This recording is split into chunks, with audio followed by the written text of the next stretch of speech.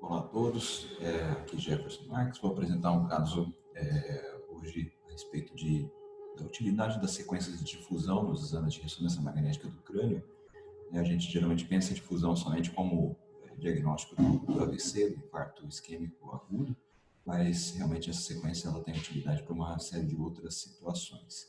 Então, esse caso é um paciente masculino de 39 anos que vinha com uma perda gradativa de visão, principalmente no olho direito, já insidiosa, pelo menos 3 a 4 anos, e mais recentemente evoluiu com uma perda de campo visual, que o fez procurar novamente a assistência médica, que solicitou o exame de ressonância.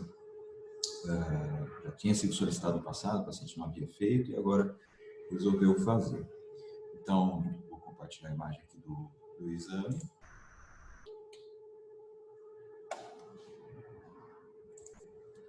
Aqui, começando na sequência T2 FLAIR, a gente vê os ventrículos com tamanhos normais, os espaços licóricos com amplitudes preservadas, um parênquima homogêneo, uma lesão na fossa posterior. E aqui na região supracelular, que é onde a gente imagina que possa ter alguma lesão devido ao histórico clínico, a gente vê uma alteração da intensidade de sinal aqui, um sinal heterogêneo, não define aparentemente nenhuma lesão sólida, mas a gente vê que tem alguma coisa alterada nessa região. A sequência axial T1, a gente também vê que tem alguma coisa, um sinal semelhante ao líquor nessa topografia, já dentando aqui entre os lobos frontais, a região hipotalâmica e a região da cisterna supracelular principalmente. E aí fica um pouco mais claro na sequência T2, sem a supressão do sinal do líquor, né, que é justamente a diferença entre a sequência T2 e a sequência FLAIR, né, o líquor está branco nessa sequência, a gente vê que realmente a gente tem alguma lesão fazendo efeito de massa, ocupando principalmente a região da cisterna supracelular. Passando aqui algumas outras sequências de maior interesse, a sequência coronal, a gente tem uma letra um pouco mais focada, na sequência coronal a gente vê que existe realmente uma lesão cística, né? Um sinal semelhante ao do líquor, ele dá um pouco de diferença, o sinal do líquor não parece ser tão líquido, parece ser um líquido um pouco mais espesso. Essa lesão faz um efeito de massa, desloca o quiasma óptico, o quiasma é mal definido, afilado, os nervos ópticos, se a gente for seguir aqui a porção retroorbitária, principalmente o do lado esquerdo, ele está mais afilado, mais heterogêneo nessa porção retroorbitária. E aí existe todo esse deslocamento das estruturas da região da cisterna supracelular. O grande achado de maior, aqui mais uma sequência T2 no sagital, né, vendo esse efeito de massa, né, a lesão, essa sequência é interessante por a gente detectar que a lesão não é do parênquima hipofisário, a hipófise está aqui, né, a lesão ela desloca inferiormente e comprime levemente a hipófise, desloca posteriormente o quiasma óptico, desloca as estruturas da região hipotalâmica, se insinua já aqui na região da cisterna supracelular, não faz um efeito compressivo significativo no terceiro ventrículo, isso justifica o fato do paciente não ter uma dilatação do sistema ventricular, né? Então a gente já consegue avaliar que é uma lesão celular, mas principalmente supracelular, não hipofisária. Na sequência com contraste, né, a gente consegue ver de novo a lesão sem uma impregnação significativa pelo contraste, né, a lesão envolve as artérias carótidas, ela envolve as artérias carótidas,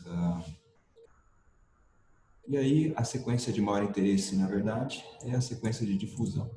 Então, na hora que a gente vai para a sequência de difusão, a gente percebe que essa lesão tem um sinal aumentado na sequência de difusão.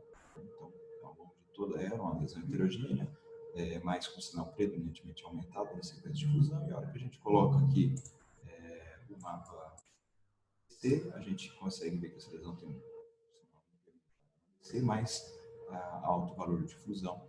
E isso ajudou a gente a chegar no diagnóstico desse paciente, que é uma lesão cística supracelular com restrição à difusão envolvendo as estruturas, mas não infiltrando as estruturas adjacentes. Então, o que nos fez chegar ao diagnóstico de um cisto epidermoide. O recado que tem que prevalecer nesse exame justamente é que as sequências, né, todas são importantes. E aí eu fiz um pequeno resumo desse artigo, que é um tutorial que o Radiographics fez sobre as lesões que brilham na sequência de fusão. Eu acho que isso que é interessante a gente levar. A gente está acostumado a ver que as sequências a sequência de fusão ela é útil para o infarto agudo, né? Ou seja, já nas primeiras horas após o insulto isquêmico já começa a ficar branco a sequência de fusão, e isso persiste em até 7 a 10 dias quando você começa a ter o mapa, o ADC é preto, né? Como todos sabem, e o ADC começa a alterar depois de 7 a 10 dias, né? Essa sensibilidade para detectar o evento isquêmico agudo entre 95% a 100% já nas primeiras 6 horas depois do insulto isquêmico. Os diferenciais, quer dizer, eu vi uma lesão branca, né, brilha na difusão, o que eu posso pensar? E aí as grandes dicas aí para os diagnósticos diferenciais. O infarto venoso, né, a diferenciação clínica é importante, o infarto venoso geralmente tem uma evolução mais arrastada, mais insidiosa, geralmente o paciente cursa com cefaleia, convulsões, muitas vezes está associado à hemorragia já na fase inicial da doença, e geralmente a gente vai diagnosticar também, dependendo das sequências adquiridas, uma trombose venosa.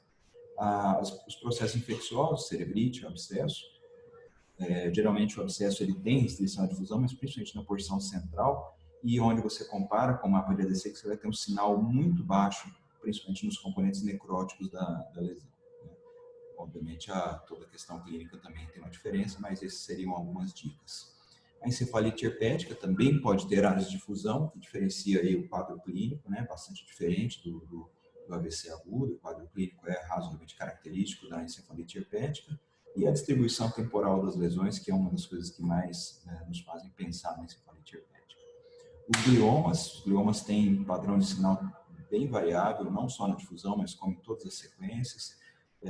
Eles podem ter sinal variável e tem essa questão da difusão brilhar ou não brilhar está relacionada à celularidade da lesão, mas é importante a gente lembrar que o glioma também pode restringir a difusão, pode ser branco na difusão. As metástases também devem ser lembradas. O componente não necrótico da lesão funciona como os outros tumores, é variável na dependência da celularidade, mas os componentes necróticos das lesões tendem a ter um baixo sinal na difusão e um alto sinal no mapa de ADC.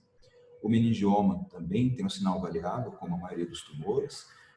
No entanto, quando ele tem um sinal alto, né, até 23% dos casos podem ter o sinal alto, a gente tem que considerar a possibilidade de ser um meningioma maligno. Os linfomas geralmente têm um sinal aumentado na difusão, isso é uma característica bem interessante do linfoma com acometimento do sistema nervoso central, e usualmente são lesões que são hipo ou isoatenuantes no T2, diferente dos demais tumores intracranianos, que geralmente têm um T2 um pouco mais branco do que o parênquima.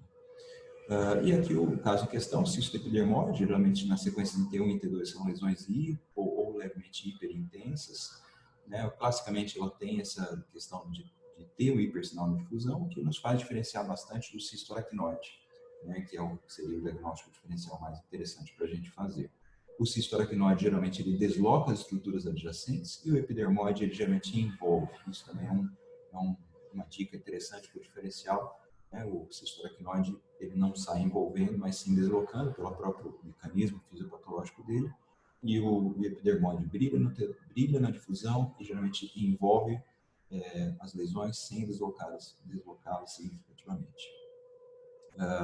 Outra doença que deve ser lembrada, toda vez que a gente fala de difusão, onde você consegue matar uma boa parte dos diagnósticos, são as doenças priônicas, né, principalmente a doença de Creutzfeldt-Jakob, onde ela tem um hipersinal característico na difusão nos gânglios da base e regiões corticais dos dois lados, mas essa restrição de difusão nos núcleos da base é muito característica das doenças priônicas. E a esclerose múltipla, para a gente finalizar, também tem um comportamento bastante variável na difusão. No entanto, geralmente, as lesões que brilham na difusão são lesões novas, né? São lesões em atividade, que geralmente também tem um realce pelo meio de contraste. Então, Acho que esses os recados interessantes, né? Saber que a difusão vai além, a utilidade dela vai muito além de só detectar o AVC agudo, e a gente lembrar que nem tudo também que tem na célula túrcica são lesões hipofisárias, né? Podem ter lesões de outras naturezas. Obrigado, forte abraço.